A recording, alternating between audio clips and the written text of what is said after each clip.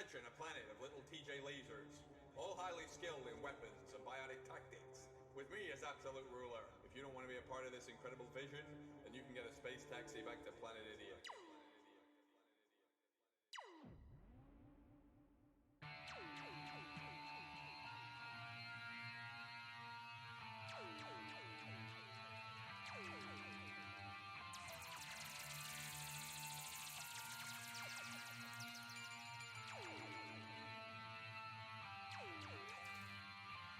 I'm TJ Laser, expert with lasers and phasers. Death to the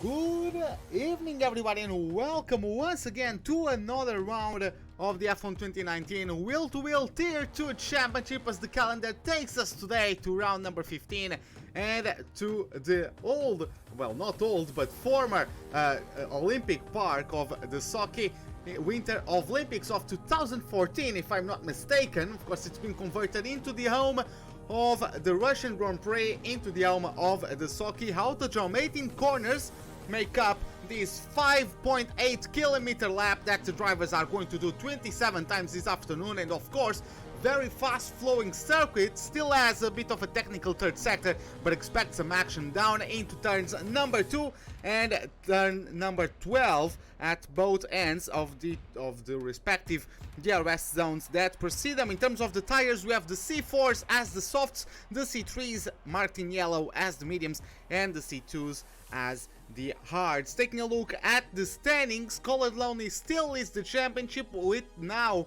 a 94 point lead over Amateur Gamer, who's followed by Lasher in P3 with 148 points. Then Gary Gunn in 4th with 90, followed by Progza in the best of the Ferraris, closing the top 5. After that, we have Cuba, Jax FO, Brazian in P8, Black Widow in 9th, 10 points behind his teammates, with Delta in the 2nd Ferrari closing up the top 10. Moving to the constructor standings, it is Racing Point who still leads with 311 points, the only team so far to go past 300 points, followed by Haas with 246 points, with Williams 64 points behind the American-based team. Then we have in P4 Ferrari with 160, followed by Red Bull 22 points behind them as they complete the top 5, followed by Renault with 112, 11 ahead of Woking-based McLaren, with Brackley-based Mercedes just 1 point shy of the 100 point mark, with Toro Rosso and Alfa Romeo completing the top 10. So with that, ladies and gentlemen, we can get started with our qualifying session for the Russian Grand Prix. So, just bringing everything up on my second monitor, everything up I need. And welcome all, everybody. How are you guys doing? Let's get ourselves started with it, as we have some drivers already on their out laps. Just going to try to figure out what driver is the closest to starting their lap. We have Gary Gunn getting through turn 6 or 5 or 6, it looks like to me. Robin Newell as one of the Alfa Romeos right in front. Lasher is getting to the third sector. We have Radek, we have Colored Lonely ahead, I believe. We have Jax FO, Sepik Squirrel a bit behind.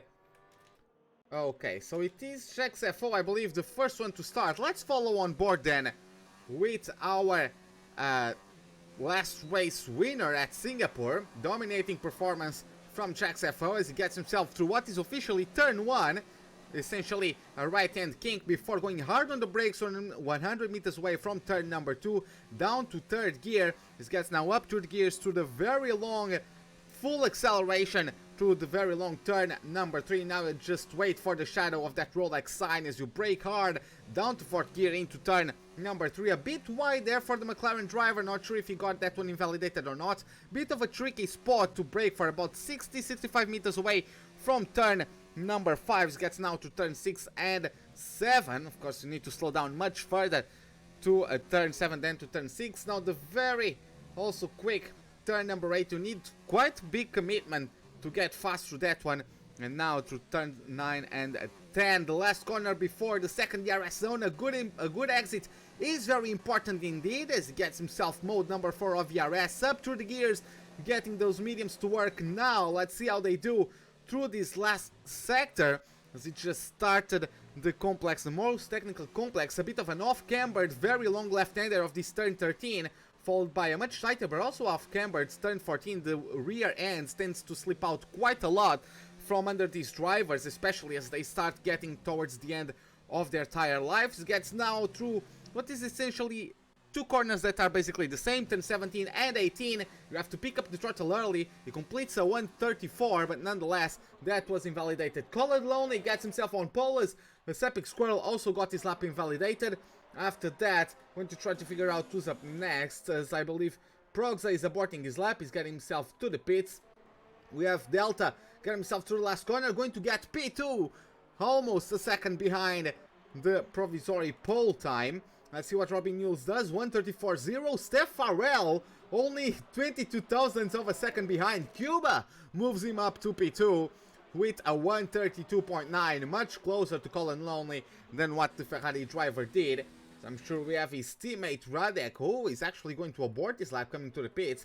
Gozziag in McLaren had an awful race at Singapore. Let's see how well he is able to bounce back. Let's see what he does. He's getting himself through sector number 2 at the moment. 1.7 lap time so far. Let's see how it gets through. You need to be smooth on the throttle application. You can see from the telemetry on the bottom right corner. You can see how progressive you need to be with your throttle input coming through turn 13. It's a very tricky one. Let's see how it gets now to turn 17 and 18. You need to pick up the throttle as early as you can into the last corner. He does get the 135, so unfortunately not the best performance. He's going to have to try much harder than that if he wants to get himself a good result. Amateur Gamer is on an outlap at the moment, about to start a flying lap of his own. He, of course, one of the fastest drivers we have in this league. He, for the first time, didn't finish a race at Singapore. First time he completes 0 points, or first time he doesn't get a single point of the season for him, which is kind of unfortunate, especially given the fact that Colin only came up in P2. So if he took the win from Jax FO, it would have forced potentially Colin Lonely down to P3. Maybe Amateur Gamer could have gained a lot of points on his rival that is contending for the championship with. Instead, he lost out on all point scoring opportunities, and now the gap is about 94 points. So with about 6 races to go, it's going to be quite difficult for Amateur Gamer to catch up, especially if Colin Lonely doesn't do any mistakes. Let's see how that one develops until the end of the season. As Amateur Gamer currently in sector number 2, getting himself through turns number 8 and 9. Basically the same movement. You do both corners in the same steering movement. That's a bit longer left-hander. Gets now to turn 11, which is officially turn 11, even though it's not much of a turn really. Getting now to turn 12, which hides very well the braking zone for this chicane. Nonetheless, the drivers by now know plenty well how to navigate through it. In the meantime, Gozziag does go for a second attempt, I believe, and he improves to a 134.7. I believe that was, yeah, I believe he improved. I believe his first lap was a 135. Let's see what Amateur Gamer does. Can he get pole? He's going to get just shy of it. Look at that, 132.8. So the top 3 are separated by a point between them, which is very nice to see. So Colin Lonely is going on his outlap to respawn later on. Lasher is going to start his first flying lap, already started in sector number 2. Let's see how that one goes. Oh, hey Jess, how are you doing? Welcome to the live stream. Well, hopefully you can enjoy it. Let's see how Lasher goes. Getting himself up through the gears through the second DRS zone. I do remember Amateur Gamer getting a 107. Wait, no, sorry, that was Gozziag getting a 107. You can see how much time Lasher has already gained on Gozziag. So at least Lasher is not on pace for the 134, that's for sure. Let's see how it goes. Lasher looks like he's on pace for a 133, a low 133. It's what I'm betting for the number 13. Let's see, can he get anyone down below that third place? Let's see as he crosses the line.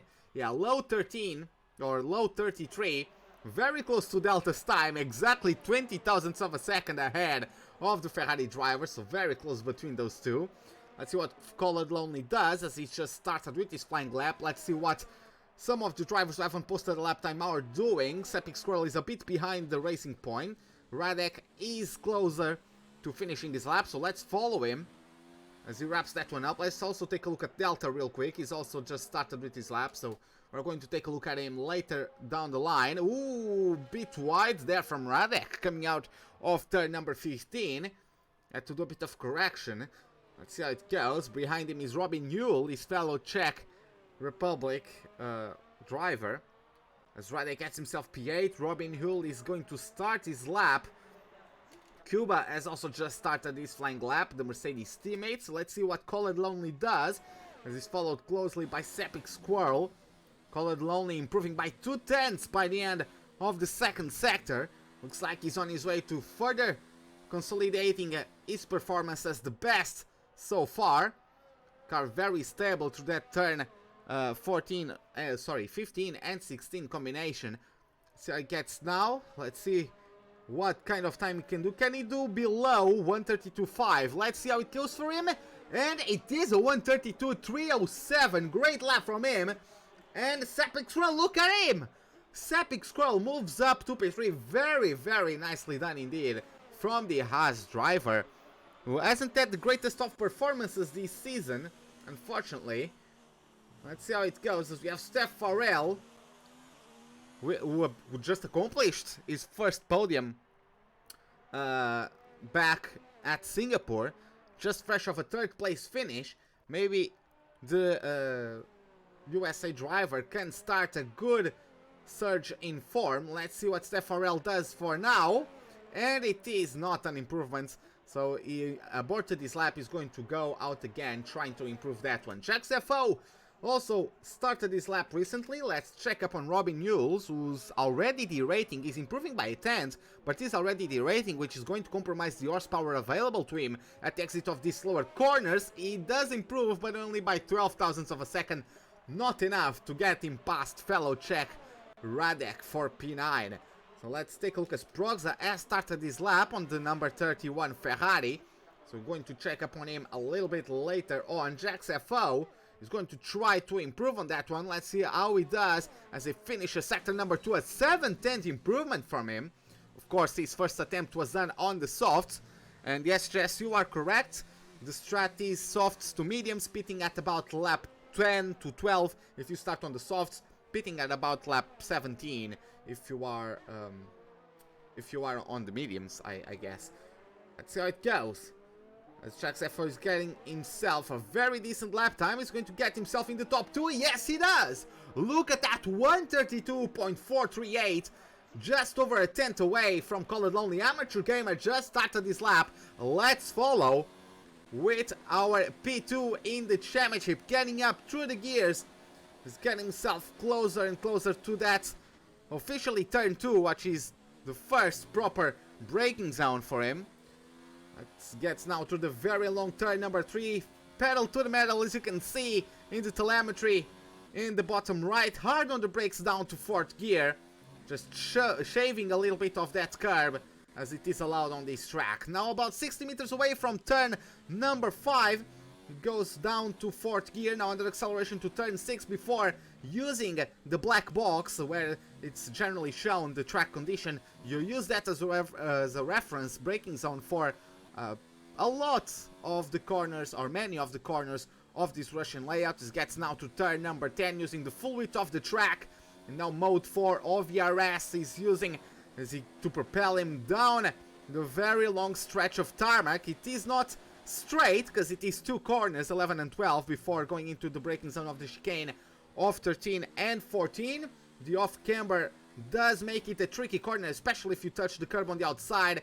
Tries to get the car into turns 15 and 16 in one movement of the steering wheel, especially through that left-hander. Very tricky to do that one, especially as the apex is kind of blind.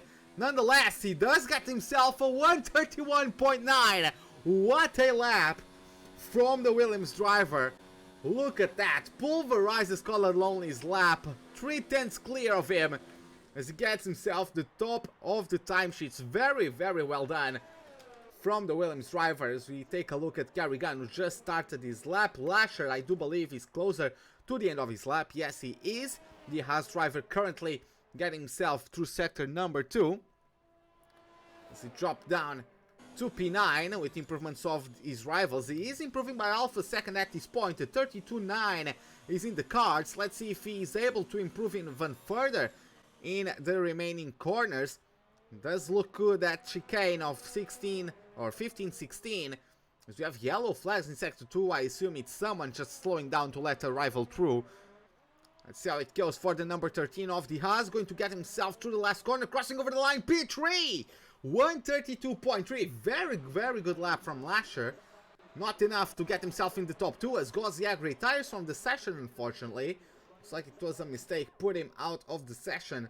Let's see what Kerrigan does now, as he's improving by just a tenth. Even though his previous lap is already very decent, he did get a bit wide on the approach to turn 13, didn't get the greatest of angles to turn 14, he needs a very good chicane.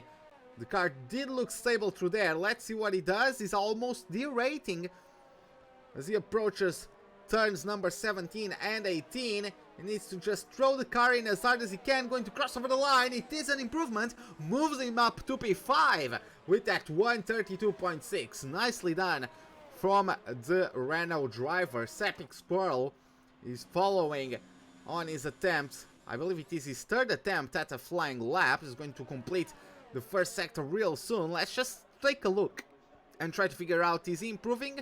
I got the visual glitch. That outlap visual glitch is not on a outlap, I can tell you that. Especially by the way he's pushing. As Colored Lonely just started his flying lap. Steph Farrell coming out of the podium at Singapore. Not doing the greatest so far. Pretty sure he needs to do better than that. He's already improving by half a second in Sector 1. So, good signs for the number 95, Alfa Romeo. Let's see how he does until the end of the lap, as I'm actually not sure. Is Colored Lonely further up? Yes, Colored Lonely is closer to the end of his lap, and Jax FO is just started with his outlap. So who was the other driver I was following and got the outlap glitch? I forgot. I think it was Sepik Squirrel. I'm going to follow with him a little later on. Yeah, Sepik Squirrel is actually aborting his lap, so a mistake there from the Haas driver.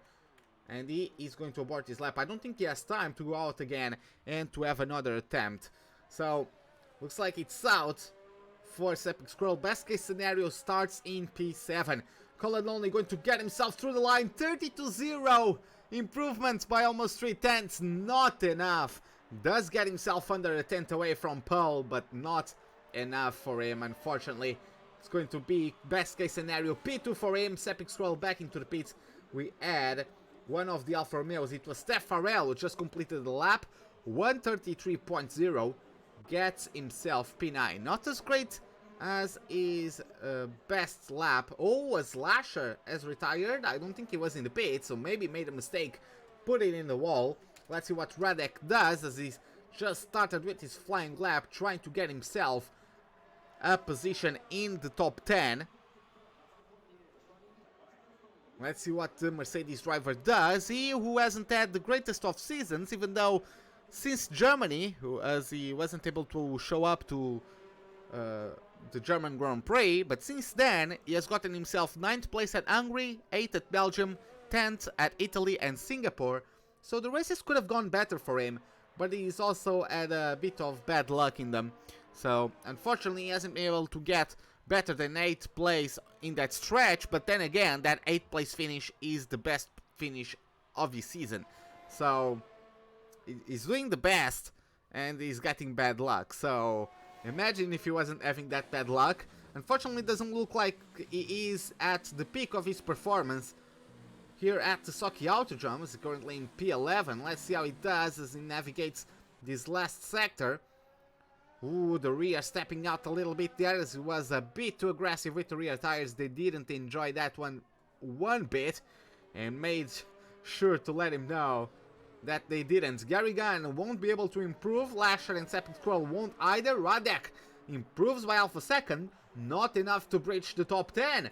Cuba, let's see how it goes for him, as he's currently in sector number 2. Amateur Gamer is in sector number 2 as well. Not sure if he's actually going to try to improve. Not that he needs it, to be honest. So Cuba is closer to the end of lap. Delta is already improving by 3/10. Can he get himself any positions? Going to cross over the line. P4 for the Ferrari for now. Very well done from him. Robin Yule is going to try to get himself into the top 10. He's improving by only 0.08 of a second. Is he going to be able to find some time in the last corner? He is able to find it, not enough to move him up from the P12 he was occupying.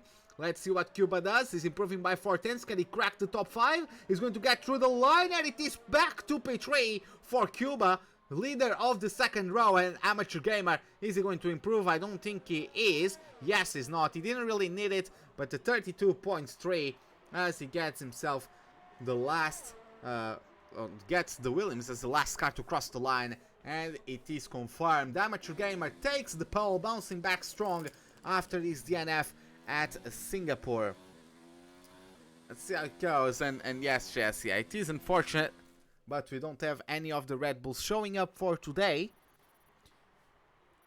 which is rather unfortunate, but it is what it is. So let's take a look at the official results, if any drivers got any penalties, something that I missed. I guess the game is just outright trolling me, because it is not showing me up the standings, which I think is great. Thank you very much, Codemasters. I'm not sure. Okay. I wasn't seeing the countdown either to proceed to the next session, so I wasn't sure if I had to restart the game or not. But yeah, looks like everything is alright now, and the skies are clear here at the Sochi Autodrome, so no threat of rain, at least for the start of the race. Maybe the clouds will start to roll in as we get closer to the checkered flag. Let's see how it goes. We'll be back as a reserve in Japan. Okay, I'll be waiting for you there then. We're waiting for you there. Hopefully it is a good race. As obviously, we also hope this one to be a good race. Talking about the strategies, as we wait for the drivers to get themselves set up, it is going to be soft to medium, just easy strategy. One stop all the way. Soft pitting at about lap 10. Those who start on the mediums have to pit at about lap 15, maybe even less than that. So yeah, it's a rather easy one stop for these drivers. Well, fortunately for them, it is straightforward, as we have Radek as the only driver not starting on the softs, which is interesting. Of course, he's going to get undercut, and on top of getting undercut, he's going to be also losing time because the drivers are going to come out of the pits on fresh tires, and he's still going to be on worn out mediums. Of course, he's going to come back strong with a brand new set of softs with a light car, but it's going to be losing all the way through the first stint and all the way through the initial part of the second stint of his rivals. So I usually don't really like these kind of reverse one-stop strategies, but it is what he's going to try to pull off. Maybe if he can get the clean air in front of him, keep himself out of trouble, which he hasn't achieved. He has not achieved that in the past few races, unfortunately. But if he can this time around keep himself out of trouble, he might be able to snag some very important points, very welcome points. But yeah, again, for that, he needs to keep himself out of trouble. Let's see if how that's going to work out for the Czech driver of the Mercedes, as his teammate has done much better. Cuba, who has 2 podiums in this season, one P2 at Australia and another P2 at Spain, another 2 top 5 finishes after that. So the season has gone much better to Cuba, who looks like had a collision with Colored Lonely, so he's starting already from on the grid. He's already teleported to the grid, but yeah, Cuba doing a great job to get himself on P3. He might be on the cards for a 3rd season's podium for him. Let's see how it goes then. As we have Amateur Gamer getting to lead the train to their spots designated by their results during qualifying. Gozieg is going to start from P13, so his luck isn't improving from Singapore. At least, hopefully, he gets to finish the race this time. As there you have it, it's 1, 2, 3, 4, 5 red lights. lights out, and away we go for the Russian Grand Prix. A bit of wheel spin for some of the drivers. Amateur Gamer gets away cleanly. Corleone is going to get swallowed by Lasher, who's already on the inside. There's contact within him, and he's going to get to the wall, and that's over. It's coming to the crash. It crashes with Proxa, and it's race over for both of them.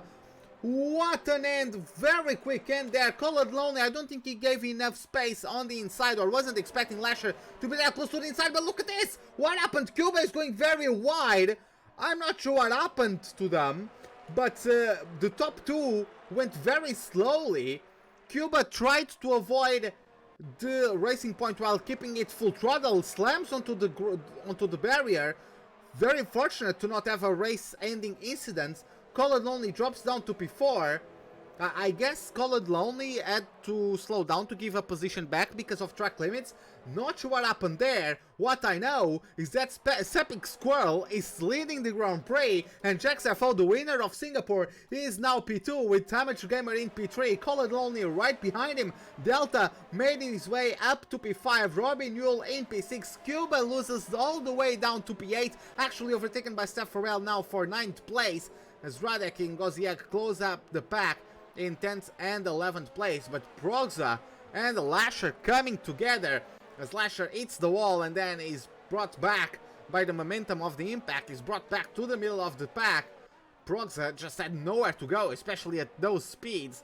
But I do believe it was caused by Colored Lonely getting surprised by the Haas and getting contact with the Haas that then sent him spinning into the wall. So rather unfortunate. It was a 3-wide moment through there as Delta is going to pressurize our championship leader now through turn 1. It's going to be a drag race once again. Robin Newell has made the best of it as he started in P12. He's already up to P6.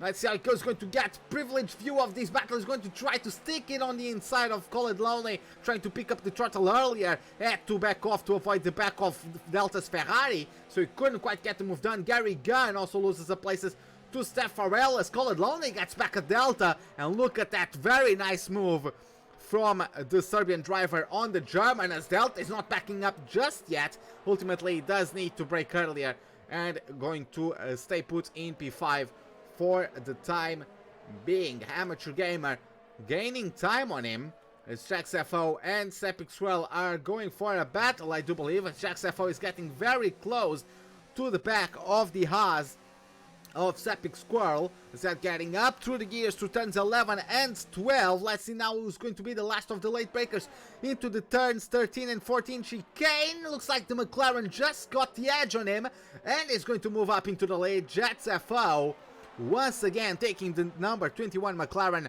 to the top of the pack. Very nicely done from JacksFO, avoiding all the chaos, and is now leading the Grand Prix. Sepic Squirrel, of course, he did well to claim P1 out of all that chaos.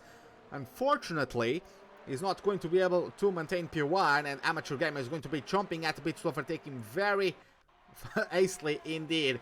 Colored Lonely are starting to pull away from Delta. Going to try to figure out, does Delta have damage? Doesn't look like so. So Colored Lonely is outright just quicker than Delta. Robin Newell not too far behind the number 37. As then, ooh, he's actually going for it. He goes for the move, catches the Ferrari napping. And look at that, what a maneuver there. Steph Farrell is also going to try to have a go around that sort of turn number 3. That might give him the outside of turn 4. Not this time around. He's going to have to stay put in P7 for the time being. But Delta was completely asleep on that approach to turn number 1. Robin Newell just says thank you very much and moves himself up to P number 5. Delta going to go defensive into turns number 6 and 7. And ooh, Sepic Squirrel just got a penalty for 3 seconds for extending the track limits, but that didn't help him go faster for long enough, as Amateur Gamer just snags P2 from him and is going to try to catch up with JacksFO. Amateur Gamer obviously has shown to be very fast around here, but JacksFO has already won twice this season, so it's definitely no slouch. So Amateur Gamer is going to definitely have a bit of a challenge. As talking of challengers, there's Delta and Robin Newell coming to blows at the exit of turn number 14. Robin Newell maintains that P5, but Delta is going to be fighting him to not give that up that easily. So Robin Newell does need to keep himself composed as JacksFO gets a 3-second time penalty for exceeding the track limits as Delta goes wide once again out of turn 17. rather unfortunate mistake from him. He keeps on going to the grass there, coming out of turn number 18. That might have given a little boost there to Steph Farrell's exit, even though Delta is going to take the slipstream and DRS is going to be enough to overtake the Toro Rosso rather. Not enough this time around. Is going to, oh, but look at this, Steph Farrell does get a better exit. He's going to try to take a look at the outside. He's going to try to pull himself to the inside at the exit. No, he does not. He's going to tuck behind as there's contact, I believe. Amateur Gamer is in the wall. Amateur Gamer is in the wall once again. And Sepik Squirrel, I'm not sure what happened there, but Sepik Squirrel has his front wing completely wiped out. Amateur Gamer, fortunately for him, doesn't seem to have any damage, but for the second race in a row, and characteristic scenes there from Amateur Gamer as he's involved in a collision. Sepik Squirrel was behind, so I guess Sepik Squirrel just missed a braking zone. Not sure what happened there, but that does promote Colored Lonely 2P2, the championship leader. Robin Newell's 2P3. Sepik Squirrel has retired. As we have Delta in P4, still challenging Robin Newell's now for P3, so this battle took one another dimension, as now it is for the podium paint positions, but Robin Newell once again masterfully clinging to P3, does not get the best of exits though. Delta is going to take the inside of turn 15 and into 16. Robin Newell is not able to get a better exit, so Delta gets his Ferrari up to third place. Very nice maneuver there from the number 37 to claim the last of the podium paying spots. Gary Gunn in the meantime has taken advantage of the fact that all of these drivers are battling to close in to this group. Steph Farrell is a little bit further ahead of him though. Robin Newell is going to take the slipstream and DRS on Delta, not enough to have an overtaking maneuver present to him. Robin Newell has really depleted his ERS battery, and Delta still has about 40% available to him, while Robin Newell's is about 10% only. Yeah, can see 13% from him as he exits turn number 4. Colored Lonely is gaining very slowly but very surely. He's gaining on Jax FO, who takes a 3-second penalty, so 6 seconds worth of penalties for Jax FO. He might, I don't know why he's doing, but he's really out of focus today. He's not on, not a very disciplined race here from the McLaren driver. Maybe he wasn't able to practice as much as in other attempts, but nonetheless, he's losing time to Colored Lonely, and he has 6 seconds of penalties. Amateur Gamer going to get the slipstream and the DRS on Radek. He's going to make an easy maneuver past the Mercedes to claim that P7 as he's trying to get his way up to the group from Delta to Gary Gunn, 3rd to 6th place, as Delta has actually managed to pull away a tiny bit on the Czech driver of the Toro Rosso through the previous lap. So let's see how it goes. Robin Newell is definitely going to have rights to the RS, but Steph Farrell does get a much better exit out of the last corner. Gary Gunn looks like it's going to be a little bit too far back, but it's going to be a drag race now between these two. Robin Newell got the exit compromised, therefore he's actually not using the RS. Not sure what happened to him. He had the RS available to him, but he wasn't using it. So Steph Farrell just moves up to a P4. Gary Gunn also lost a bit of time through the previous lap. Does he have damage, the Renault driver? Yes, he does. He's missing an end plate on the left side of his front wing. So the fact that he's even able to close up to this group with them battling is already commendable, I would say, from the Renault driver. Really struggling on this track, especially as the aerodynamic support is quite important, because you have a lot of fast corners on this Russian layout, on this 5.8 kilometer layout. Let's see how it goes for him until the end of the race, as the drivers have at least 4 more laps until they start coming into the pits. Amateur Gamer already cleared Radek by 2 seconds. Gozziag is trying to catch up to the medium wearing Mercedes. Scuba, after pitting at the end of the 3rd lap, is carrying hards 27 seconds behind the duo you have on the screen, as Gozziag has caught up to Radek, taking advantage of the fact that he has softer tires. Ooh, as soon as I say that, big tank slapper there from Gozziag. He got maybe too excited about the prospects of overtaking the Mercedes, put the throttle down too harshly, and the rear just complained a lot And yeah, he had to sweat a bit to catch that one. He did get the car under control after that one, as Robin Hughes looks like he's getting a worse exit once again. He's losing out to Steph Farrell, and does he not have DRS available to him? I didn't notice if this time he used DRS or not, but he lost out severely to Steph Farrell. He's having some sort of issue. I don't know what it is, but he's already over a second behind Steph Farrell, and he's free falling in terms of his pace since he got overtaken by Delta. So something's wrong with Toro Rosso at the moment. Even Garrigan, who has front wing damage, is catching up to him. So yeah, something incredibly wrong there with the performance of the track driver of the Toro Rosso. Gozziag in the meantime has lost out and is 1.8 seconds behind the Mercedes of Radek, even though of course Gozziag's tires at this point might be a little bit more worn out than the mediums of Radek, because of course the softs do degrade quicker. Garrigan is going to have the jump on Robin Hughes using the RS, using the slipstream. He's getting himself the job done. Nice maneuver there. Very easy as well, of course, with the promotion of Garrigan using the RS up to the top 5. So very nicely done from him. Amateur Gamer just lurking on the background there is already within a second of the duo we just saw scrapping out for the last of the top 5 positions. Let's see how it goes. Will Robin Hughes have another mistake coming out of the last corner? Let's see how it goes. Amateur Gamer, only mode number 2 of the RS. He knows he's quicker than the rivals ahead of him at the moment, so he's not really bothering to use too much of the RS trying to catch up. He's just getting to get the slipstream and the RS on Robin Hughes. He breaches quite a bit of the gap there on the braking zone into turn 1, but he's not going to rush things. I believe he's going to have the jump on Robin Hughes coming out of turn number 10, especially as Robin Hughes is losing time to a Renault driver that has issues with his front wing. So that is rather puzzling to see. Steph Farrell is managing to keep up with Delta. He's not getting to the 1 second mark, but he is managing it between 1.5 and 2 seconds.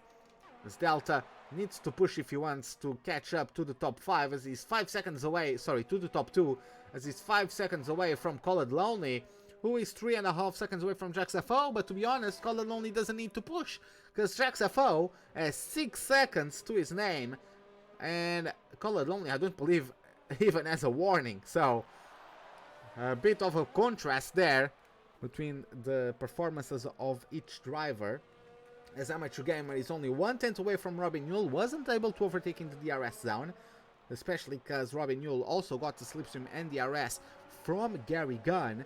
Let's see how it develops for the Williams drivers. We're going to actually go on board with him and going to check the ERS battery charge. Garrigan is on maximum, Robin Hughes at about 40%. Amateur Gamer, he gets out of the corner in 0, but this time he's going to move up to mode 3. Robin Hughes goes to 4. Amateur Gamer is doing the same, but is not getting close enough. He needs to take advantage of his better approach to the corners, because we know he has the general pace. Ooh, a little bit of a wrong approach there. He tried to hold it around the outside, but just turned in too late to do that one, and ended up missing out on an opportunity to claim 6th place. So he's really getting held up now by the Toro Rosso, who just got a 3-second time penalty at the end of the previous lap. So Amateur Gamer does need to get himself under control. Of course, the fact that he challenged Robin Hughes forced him into not getting the best of lines through turn 1, which got him out of DRS range from Garrigan. So this is definitely going to make things easier for the Williams driver.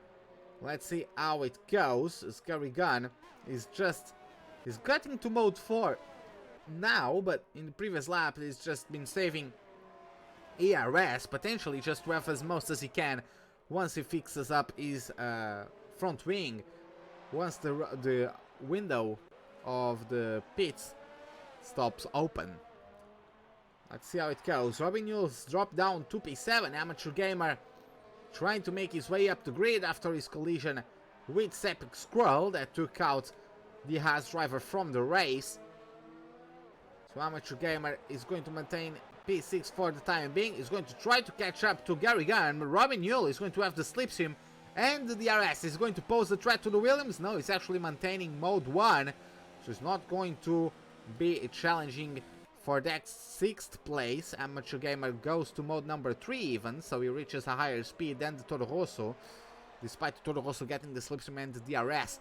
So Amateur Gamer is just trying his best at the moment to catch up to Gary Gunn, who has caught up to Steph Farrell. Steph Farrell has made a mistake somewhere, and Delta has pulled away. It's now 3.5 seconds, the gap from the number 95 and the German of the Ferrari, number 37.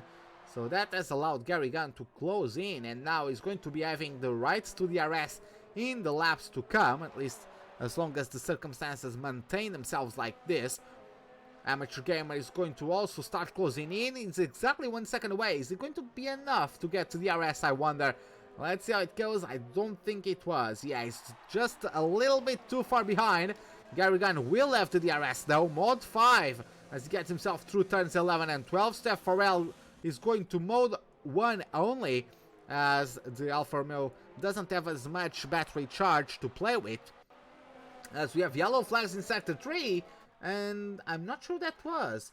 Was that Colored Lonely? Maybe, yes, Colored Lonely has spun. He uses to reset to track, but he has front wing damage, and this might have been exactly what Amateur Gamer needed to claim himself some points on Colored Lonely. Let's see how it goes, as we have a bunch of drivers coming into the pits. Jacques FO is already released. He was the leader of the race. Steph Farrell, followed by Gary Gunn and Colored Lonely and Robin Yule. Now let's see how the pit stop dance works. Who loses out on who? Of course, Colored Lonely is going to replace his front wing. Gary Gunn is also going to replace his front wing.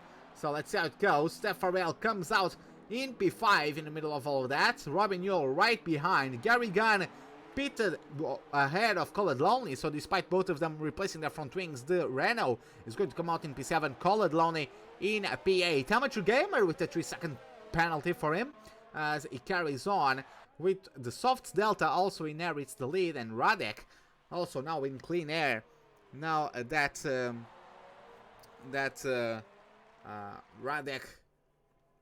doesn't have to pit for something about 4 or 5 laps, I believe.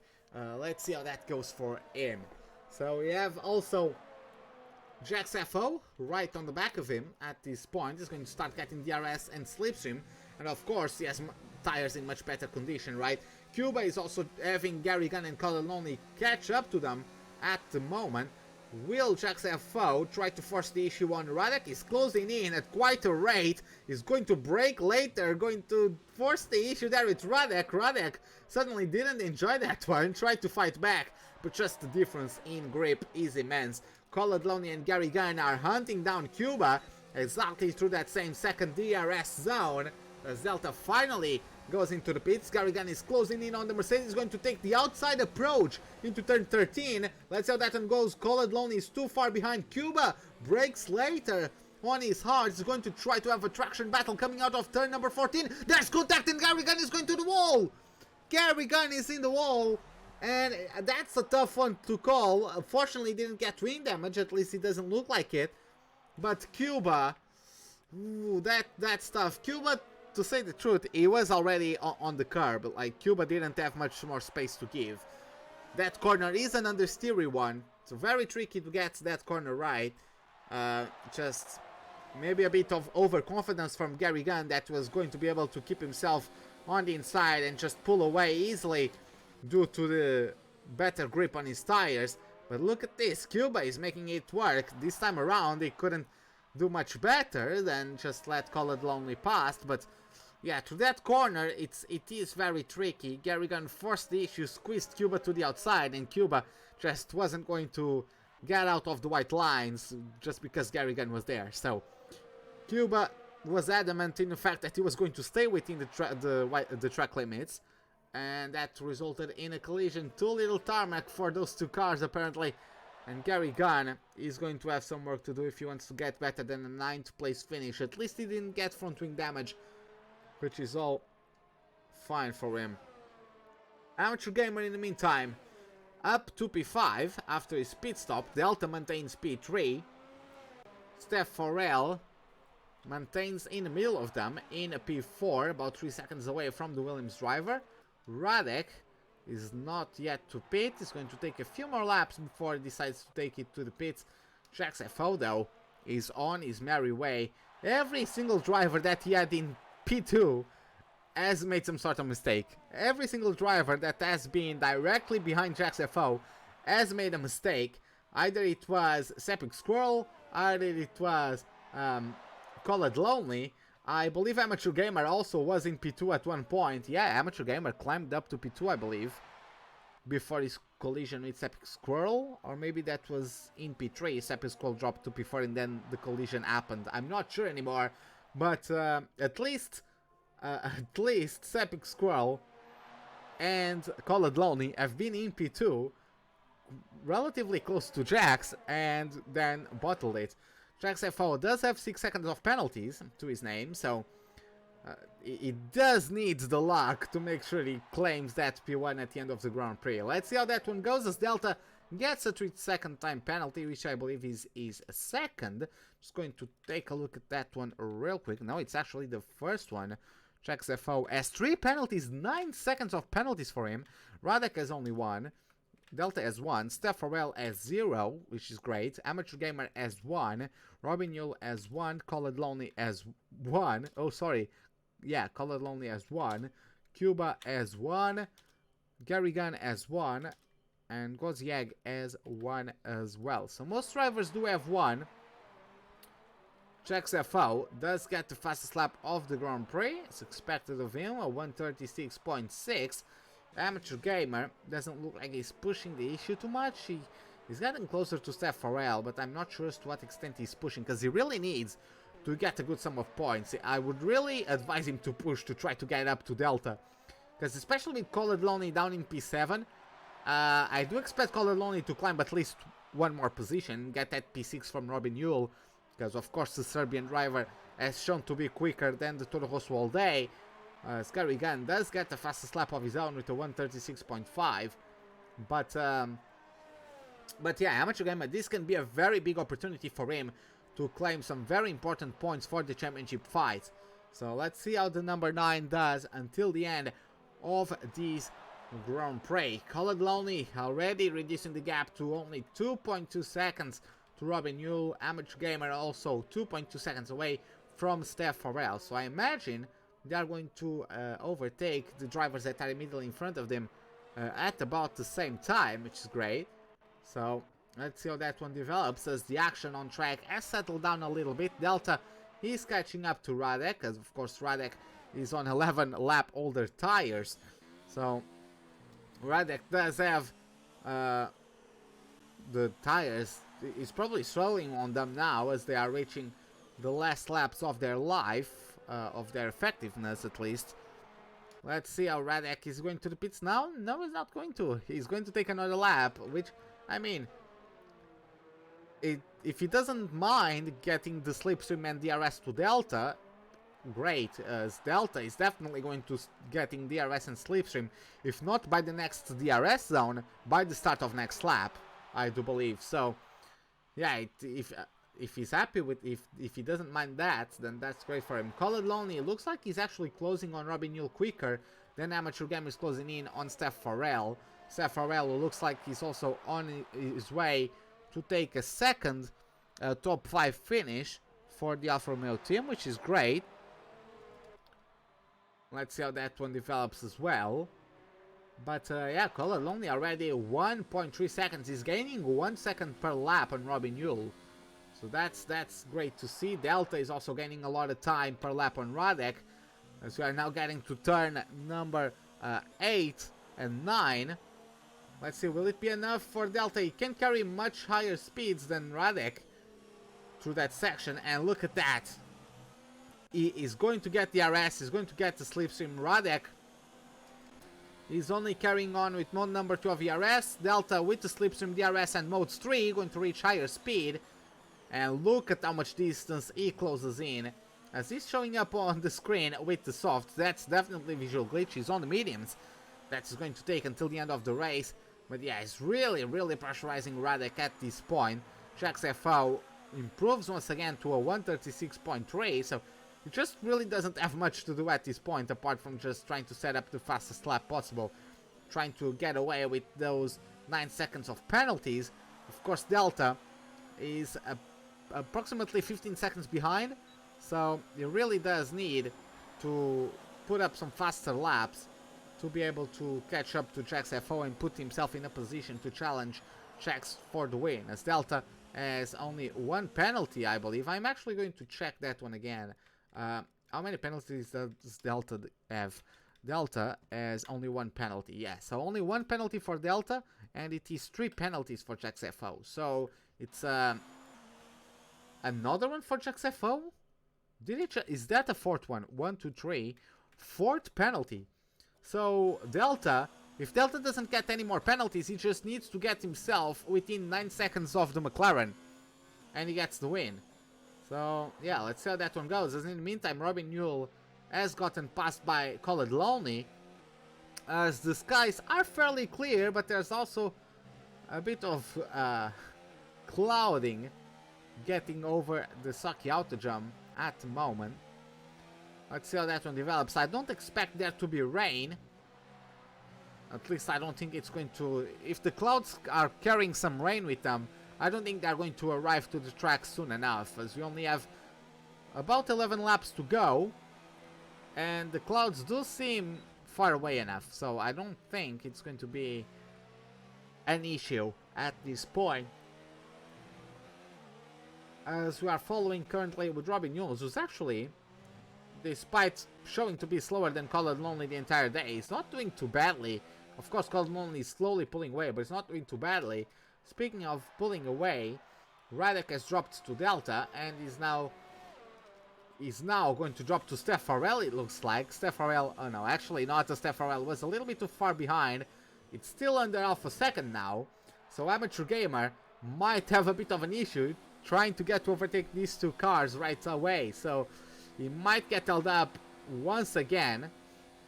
So let's see how that one develops, and after that there's only a 4-second gap to Delta, so the sooner Amateur Gamer gets past these two, the closer he can get to Delta quicker. How is Jack doing with his ERS? Going to take a look at that one. It's just managing. He doesn't need to push at this point. So yeah, he has half his battery. Radek in 30%, Steph in 40%, just got a 3-second time penalty, and Amateur Gamer also around 40%. So the Alfa Romeo is going to get the slipstream and DRS on the Mercedes, but Amateur Gamer is going to take the double slipstream. Going to try to get a good exit as they are approaching now the Mercedes. Is he going to actually pull the trigger on both of them? No, he's going to let each other battle. You can see the experience now showing through the Northern Irish driving. As unfortunately, Staffarelli and Radek didn't quite get alongside for him to try to take advantage of that. But, and yeah, look at the gap now. Radek to Delta, 5.5 seconds. So Amateur Gamer is really getting held up. Finally, Radek goes into the pits. Staffarelli is still going to get DRS though, I believe. But Amateur Gamer is going to have the slipstream. He doesn't get the greatest exit though. He doesn't get a good exit out of the last corner. And I think this really compromised him, as Gary Gunn is in the wall again. Gary Gunn has spun. Not sure if there was contact with Cuba, but he has spun. And is there damage? That's the thing I'm going to try to figure out. There doesn't seem to be damage on that Renault, as Radek is going to come out of the pits behind his teammate. But very far behind, even though his teammate is on 15 lap old hards. It's at least a 5-second gap between Radek and his teammate. Amateur Gamer though, still hunting down Staffarel. The gap between P3 and P2 has developed to 6 seconds, so I don't think Amateur Gamer can claim, even if he can claim the 6 seconds on Delta, I don't think he has the ability, as fast as he is, I don't think he has the ability to claim enough time on Jax FO for those 9 seconds of penalties that the McLaren driver has to matter. So, looks like Jax FO is going to get away with it, as Staffarel once again does go sorry does defend from Amateur Gamer despite not having DRS, which actually surprises me a little bit. I was expecting Amateur Gamer to push a bit more, and to be able to at least break later, because we know Amateur Gamer how fast he is. But he keeps on bottling it, breaking later into the last corner once again, getting a bad exit. And once again, Steph Farrell is able to pull away by enough that the Irish driver, or the Northern Irish driver, isn't able to get moved on at this point. Which is rather uncharacteristic. Lots of mistakes from this driver, unfortunately. But yeah, let's see how it develops. In the meantime, Call It Lonely got himself P5 and is going to try to catch up to Amateur Gamer, as Amateur Gamer is definitely getting held up by Steph Farrell. The gap is 7 seconds between the Racing Point and the Williams. But yeah, as I was saying, the Williams really does need some points. There really does need to breach some of the gap this race, and this race is a great opportunity to do so, especially with the misfortune of Call It Lonely. Of course, Amateur Gamer also had the spin, but Call It Lonely got front wing damage from that one. The Williams did not, so that's how the Racing Point is behind the Williams. So Amateur Gamer does have a good opportunity to claim some points over Call It Lonely. That P2 would be very, very important. Even if he doesn't get P1, a P2 would be very, very important for this championship. But he's struggling to even get past Steph Farrell at this point. So looks like Steph Farrell might be on the cards for another P3 today. Second P3 in a row, second podium in a row for the American driver. That would be nice to see for sure. Amateur Gamer looks like he did get a better exit this time around. No, he continues losing out massively to Steph Farrell on the exit of turn number 18. So yeah, unless he's just trying to save something, saving his tires or his fuel to then pull the trigger later on the lap, maybe has resigned to the fact that he's not going to get P2. But there's 7 laps to go. He could probably get on Delta, especially depending on the penalty situation, which we are going to check up on real quick again. So Delta as a penalty, Steph Farrell as a penalty, and Amateur Gamer as 2 penalties. So yeah, Amateur Gamer really needs to get past Steph Farrell then, because then he won't even get the podium. Amateur Gamer needs to get 3 seconds on the Alfa Romeo. So it is a tricky situation, because I don't think Amateur Gamer is confident on his ability to get away from Steph Farrell. I do believe that if that was not the case, he would have passed him by now, because Amateur Gamer is definitely a quicker driver than the Alfa Romeo driver. Let's see how it develops though, as Radek has in the meantime gotten himself, as Amateur Gamer gets another 3-second penalty, and yeah, that's going to be taking a knock at his chances. Radek in the meantime has gotten himself to his teammate, got himself up to his teammate. He's on the softs. The skies have darkened very fast, faster than what I was expecting. I still don't think it's going to rain though, or if it is, it's going to be too late. But let's see how that one goes. It's already 0.8 of a second separating both Czech Republic Mercedes drivers. So Radek very soon is going to be able to put an offensive on his teammate Cuba, that qualified in P3, but unfortunately got involved in all that chaos early on the race, got himself shoved down to the back of the pack with front wing damage, and then he had to pit, and he pitted for hards to take him to the end of the race. He doesn't have to pit. Fortunately, some of his rivals also made mistakes, so he's currently in P7. I do believe he's going to get P8 until the end of the race.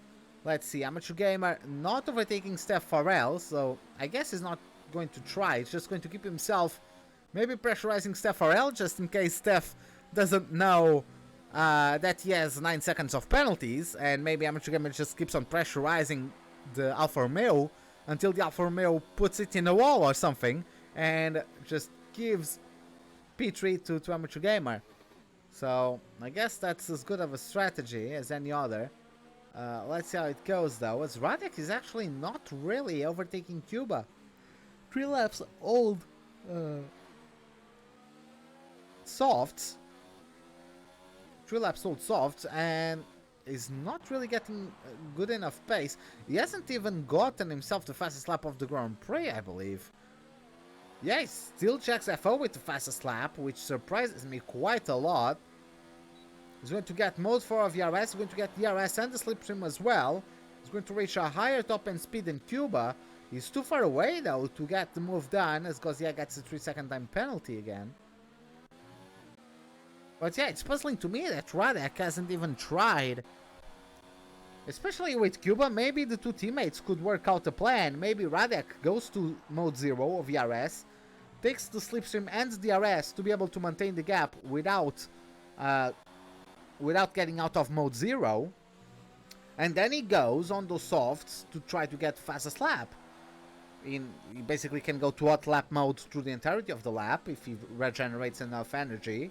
And then just get the extra point, at least a bit of damage limitation for the Mercedes team. Looks like that kind of alliance isn't what's going on at the moment. But yeah, it is what it is.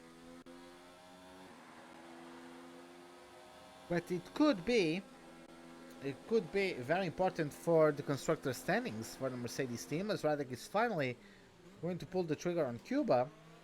And he gets the move down. Of course, Cuba has over 4 times the amount of laps that Radek has done on his car, on his set of softs rather. So Cuba on very, very old hards, even though these hards do last a very long time on this track. Of course, they do not provide the same performance as brand new softs. So the clouds are looking quite threatening, as we have 4 laps to go. We're at the Sochi Autodrome. Gary Gunn is also closing in on Cuba. Yes, he is closing in on Cuba. He's 1 second behind, so especially if Radek starts pulling away with those softs, Gary Gunn might be able to close in on on Cuba. But yeah, he's also on the mediums compared to Cuba's hards, so it's not too bad. Trex FO still leads with a 15-second gap. It's just basically cruising at this point. Delta won't be pushing too hard because he's too far away. Steph Farrell is also too far away, 5 seconds away. Amateur Gamer won't force the issue, since Amateur Gamer has 9 seconds of penalties, so there's no way he's going to beat Steph unless the Alfa Romeo driver is going to make a mistake. So yeah, it is quite unfortunate for these guys. Unfortunately, we won't have a battle for the top 5. Color Lonely is also 7 seconds behind, so not much he can do. He's 10 seconds away from Robin Yule. Even though there's a little bit of a group that has formed between Cuba, Radek and Garrigan at this point. As Kozieg has come out of the pits with the soft tires. I'm not sure he's going to take the 26 points away from Jax FO. Maybe he's going to try to take the fastest lap point for himself, but let's see how that one goes. As Cuba gets another 3-second time penalty. So Radek is going to be giving slipstream and DRS to Cuba and also to Gary Gunn. Let's see how it goes. Will Cuba pull the trigger? Yes, he does pull the trigger. Radek can't quite defend. Cuba overshoots the corner though. Goes very, very wide. And Gary Gunn might be able to take the move. Of course, he has better grip on those mediums compared to the hards on that Mercedes, I guess. And he's going to try to throw him. And he does. That was a bit forceful. He doesn't get the move, but he doesn't get the position. As Cuba goes around the outside, he had to go to avoid the Renault car that came in very hot into turn number 5 there. Sorry, turn number 4 there. But that did allow Radek to pull away a slight bit. So maybe the slipstream won't be as effective for Cuba as it is for Gary Gunn as we now get to the second DRS zone. That's exactly what we are going to find out. Cuba is using mode 4 of DRS. Gary Gunn uses mode 5, which I don't really like. Mode 4 does get you higher top end speed as he misses the braking zone once again. There's contact with Cuba, and is going to force his way past. That was quite the lunge. Maybe he's just getting himself once again. Oh, there's a moment from Radek. And now, oh, Radek doing a bit of Tokyo drifting there through the chicane of turns 13 and 14. Gary Gunn is going to the pits again. Wasn't expecting that one. Unless he has front wing damage. But Gary Gunn is going to the pits once again. And Cuba is going to have another chance to take on his teammate. Let's see how it goes between them. I'm going to try to figure out no front wing change, so only a set of softs onto the Renault there. So I don't really understand that change, to be honest. Maybe he's just going to try to get fastest lap. But yeah, Radek's tires are going to start going downhill very fast.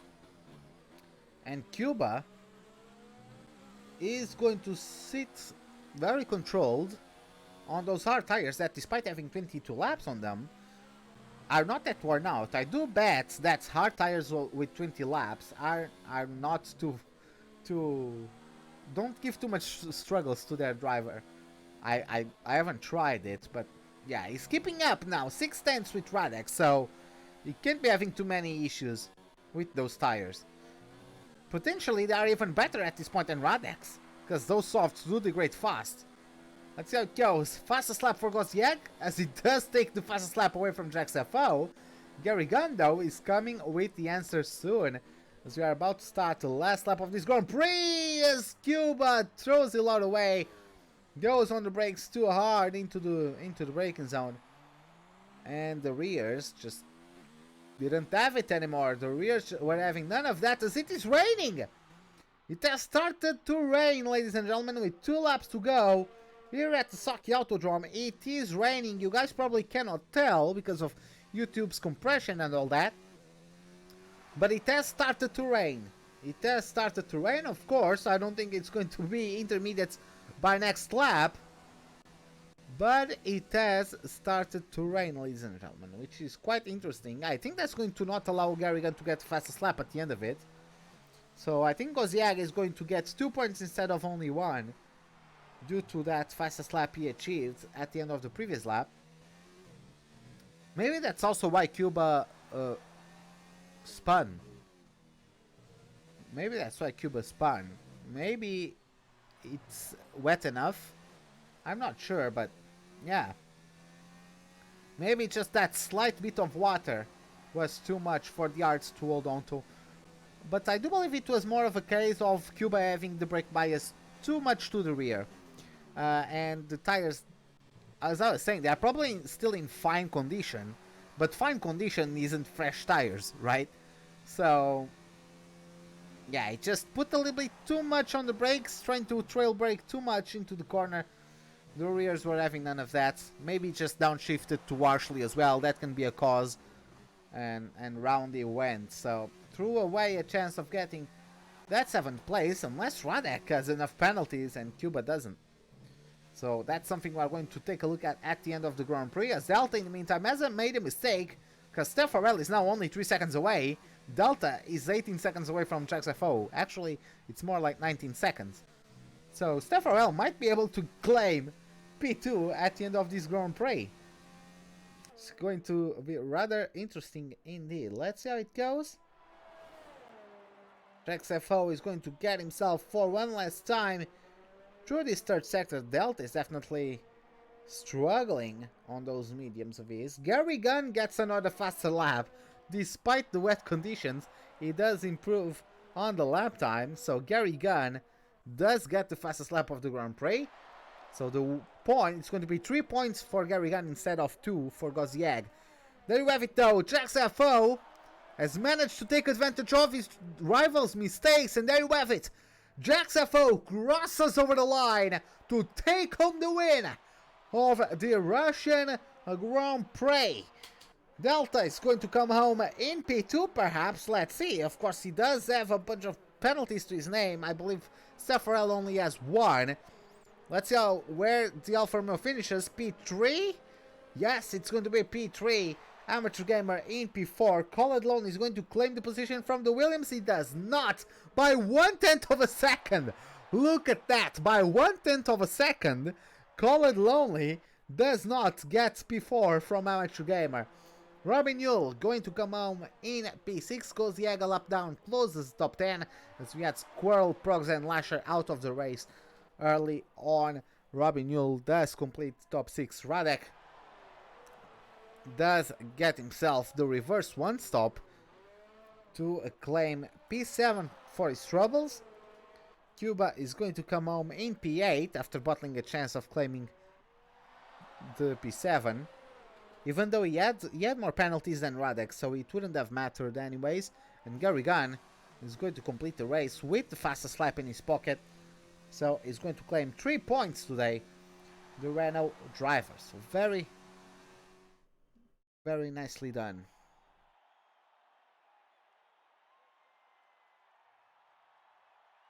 So we are going to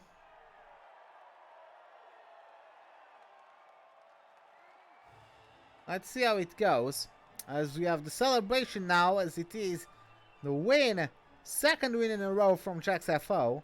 Going to try to take ourselves, as it is Delta, it is Steph Farrell on the podium, and I would like to get Amateur Gamer. And let's try to get Amateur Gamer on the voice call. In a second. What is Amateur Gamer? In the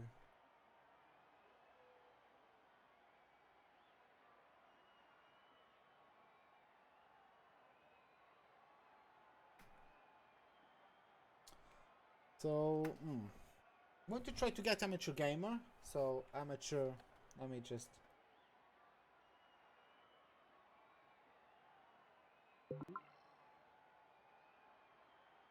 And we're also waiting for JaxFO. So, JaxFO...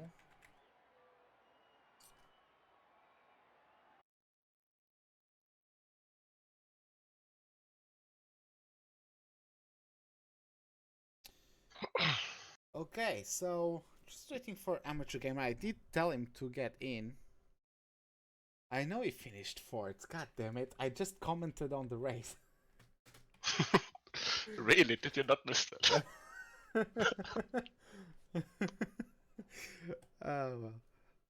Oh well. Well, let's get ourselves started while he's yet to arrive. Well, good night to everyone. Let's start with Steph Farrell. How are you doing? Did you think you did the best performance you could on qualifying? Like, you didn't qualify the best, I don't believe, but was that the best you could have done today? Not really. My qualifying laps were not exactly the best. I was messing up the final couple, particularly the final 2 corners, pretty consistently on the qualifying laps. And I could have been easily on the 132 point something, like 130. I'd say that my best would have probably been a 132.5, but I was really messing up those final 2 corners for some reason. I actually invalidated a couple of laps too. So I kind of screwed myself in qualifying, but hey, I fought through and somehow finished third. Yeah, I was surprised by Delta's pace though. Like we were pretty much very similar on pace, with him just edging out by a couple of hundredths per lap. So it was like I was trying to catch him, but he was just like a tiny little bit faster. But yeah, congrats to Delta and to the winner. Who was the winner? Jaxafo? Jax, yeah. Yeah. So that was pretty good racing, and I was so stressed by Amateur Gamer. He was catching me at first, but then all of a sudden he went nowhere. Like during the final, like 8 laps, like he started like dropping back. I don't know why. Yeah, he had too many penalties. It wouldn't have mattered even if he overtook you. So that's probably why he started saving. But yeah, before going on with the other podium finishers, let's have a look at Amateur. How are you doing, man?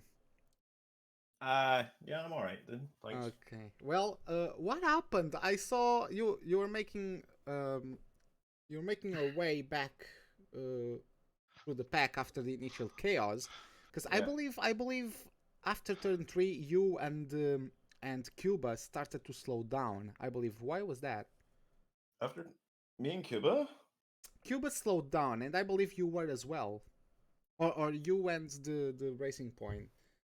No. Because there was the initial crash that caused the yellow flag, and then I Yeah, jumped when to. Septic took me out. No. There at lap 1, there was a Oh, major yeah, crash. There was a major Yeah. crash, and after that, for some reason, the top two, whoever they were, for some reason, the top two through turn 3 started to slow down, and you guys got swallowed by the field. Did Yeah, you get any view from that? basically, yeah, basically, Colored Lonely pushed me off the track, and then I rejoined and took over him basically, like through the corner, and I got an illegal overtake, so I had to Oh. try and let him through. So that's what happened. That's why I was slowed down. Yeah, I think he Everyone also. I think through. at the same time. Okay, so I'm going to try to figure out because I think at the same time he realized that he pushed you off, so he slowed down to let you through, but you had to slow down further because of the penalty. So Cuba just came out flying, had to go wide to avoid the racing point, and slammed himself on the wall. I have no idea how that was not terminal damage, by the way. Disaster. Yeah, that was awful. And then Horrible. and then yeah, you spun, you got spun. What happens there? Yeah, I was basically on the inside line going into the corner, and Septic tried to take the racing line that I was on and turned straight into me and pushed me off basically, and I spun. So Okay, so yeah, that was really unfortunate. You didn't get damage, but yeah, the Sepik got his front wing completely wiped out, and that really ruined your race. You still did well to get back through the pack, but I guess it was just a bit of inconsistency that got you all of those penalties. I wasn't getting any like notifications, like I wasn't getting any warnings or anything either. It would just come up that I got penalties. Like I wasn't getting like a warning for my first one and then the second one. Yeah. I was just getting I have heard sometimes that happens. Like it won't show the warnings, but it'll show the actual penalty. It didn't even show the penalty. I only knew because Jeff told me. Oh damn! Then that And must then have been. whenever I was going into the pit lane as well, I had no idea what speed limit I was supposed to be doing because that wasn't there either. Oh, then it sounds like you had an UI really? issue then. Yeah. Thank That's you, Codemasters. Yeah. Yeah. Thanks, Codies. Okay, so yeah, well, I guess it was a good opportunity, especially as Colored Lonely binned it before the pit stops. So it would have been a good opportunity for you to catch up some good points, but well, was Colored Lonely the Force India that I had to swerve wide to evade? Yeah, because I had to do the same. Ah. Yeah. All of a sudden, I see him in the middle of the truck, and I'm like, fuck. Yeah, that was why. That's because Amateur Gamer had to slow down, but the Racing Point had to slow down even further. So that was a bit of chaos. Yeah. So, well, thank you for your words. Moving up to P2 Delta. What do you have to say about your performance? I'm surprised, mate. I did not practice Russia at all, except for a few time trial laps. So I guess I was lucky that Colored Lonely spun out and Sepik and Amateur had an issue together. So it was also quite. You were lucky into turn 1 because it was 3 wide between you, Colored, and Lasher. And Lasher was on the inside of both of you. Oh, really? And Lasher, yeah, you were on the outside. You were 3 wide. So Lasher collides with the inside wall, because I guess Colored Lonely just got surprised by him being there on the inside. So he hits the wall, hits him, into you. Both of you didn't spun, but Lasher did lose the rear, comes into the wall, but the wall is like diagonal. So he hits that wall, and the wall sends him back into the track, slams Progs a square. End of the race for both of them. That's unlucky. I was wondering what happened to them. Yeah, you guys will be able to watch it back on the stream. But yeah, after that, you had a bit of a tussle there with Robin Yules. With the Toro Rosso for position, right? Yeah, in the end, I kind of dive bombed him, and I already apologized to him, so that's all good. Yeah, but I think I also got past him at some point. I don't remember when. Yeah, you did. But yeah, after that, I guess your race was pretty lonely. Yeah, it was. I was Yeah. just. You could say it was colored lonely. I mean, Oh my there was God. no way that I would catch Jack. He, he is just mad quick. Yeah. But he got 15 seconds of penalty, so it got close in the end. It Close-ish. did. It did. But well, you also got a fair few of your own, so I got 3 seconds. yeah. Well, it is unfortunate. But yeah, thank you for your words. Congrats on the P2. And now, talking with our winner, JaxFO, how surprised are you about this P1? That's the one thing I want you to answer me. And second, how many newspapers were you able to read through this race? Quite surprised, especially with my lack of pace in qualifying, I guess. My final lap I did invalidate, which would have been I was 3.5, 4 attempts up in the second sector, and then corner cut coming second sector. I can't remember where it was. So yeah, starting P6, everything just unfolded lap 1 really. Septic somehow up to P1 after 2 corners. It was like 2 people were out. And then yeah, I was quite surprised, to be fair. Septic didn't have much pace in front of me, so it was easy enough to overtake him. Somehow he went from like 6th or 7th to 1st. That surprised me quite a bit. But another quite relaxing race, I guess. Yeah, it was once again just well, not making mistakes is also a skill, right? Colored lonely at one point. Well, at one point it was Epic, but he got involved with Amateur Gamer.